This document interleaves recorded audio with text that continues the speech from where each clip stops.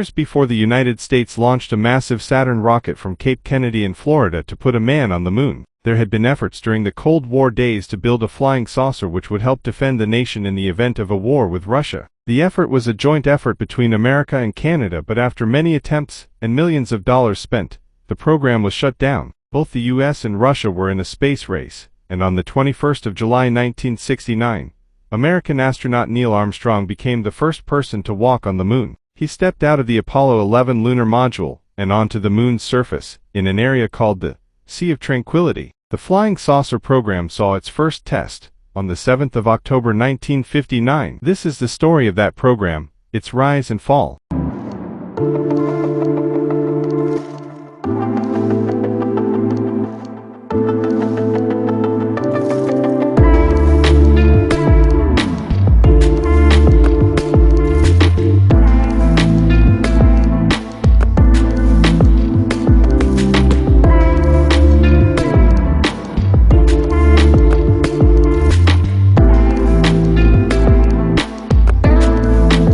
The Avro Canada VZ-9 Avro car was developed by Avro Canada as part of a secret U.S. military project, carried out in the early years of the Cold War. In the air, it would have resembled a flying saucer. Originally designed as a fighter-like aircraft capable of very high speeds and altitudes, the project was repeatedly scaled back over time and the U.S. Air Force eventually abandoned it. Development was then taken up by the U.S. Army. In flight testing, the Avro car proved to have unresolved thrust and stability problems. The Avro car was the ultimate result of a series of blue skies research projects by designer Jack Frost, who had joined Avro Canada in June 1947 after working for several British firms. At Avro Canada, he had worked on the Avro CF-100 before creating a research team known as the Special Projects Group. Frost first surrounded himself with a collection of like-minded maverick engineers, then arranged for a work site that was secured with security guards, locked doors and special pass cards.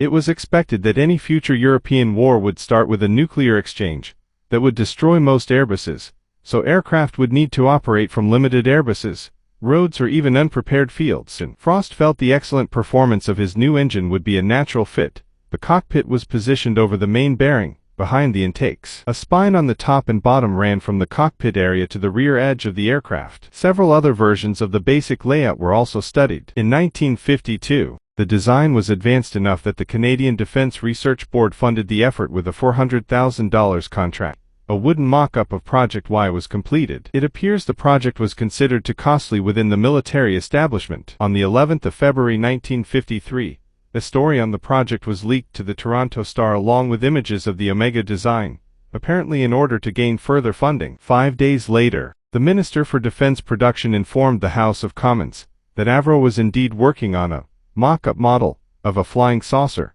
capable of flying at 1,500 miles per hour and climbing vertically. Nevertheless, further funding was not forthcoming. A group of U.S. defense experts visited Avro Canada. Frost co-opted the tour and rerouted it to the Special Projects area, where he proceeded to show off the Project Y mock-up and models and drawings, some never before seen by senior company officials, for a completely circular disc-shaped aircraft, known as Project Y2. The USAF agreed to take over funding for Frost's Special Projects Group, and a contract for $750,000 followed in 1955. Avro management was interested enough to commit to $0.5 million to build a private venture prototype. In March 1957, the Air Force added additional funding. In 1955, an extensive article appeared in Look magazine that, among other claims, speculated that current UFO sightings were Soviet-built saucers. The article went on to describe such an aircraft with diagrams that were clearly influenced by the Avro design. In 1958, Frost proposed building a smaller,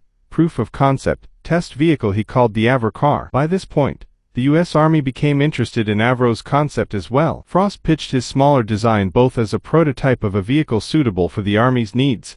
The new plan appeared to make everybody happy, and a $2 million joint services contract managed by the Air Force was awarded to Avro to build and test 2 Avro cars. Additional Air Force funding of approximately $700,000 was also moved to the Avro car project. In March 1959, an additional $1.77 million contract was received for a second prototype. Just as the first working test models were being manufactured, disaster struck. The Canadian government cancelled the Avro CF-105 Aero program on Black Friday, the 20th of February 1959. The ensuing result was the layoff of almost all Avro Canada employees, including those with the Special Projects Group. However, 3 days following the announcement of the Aero cancellation, many of the Special Projects employees were rehired. The USAF project office devoted to the Avro projects recommended the program be cancelled. Frost was forced to try to rescue the project and made a resounding case for continuation of U.S. military funding. Late in May 1959, the USAF authorized Avro to continue the Flying Saucer program. All who flew the Avro car considered it tricky to fly, likening it to balancing on a beach ball. The first Avro car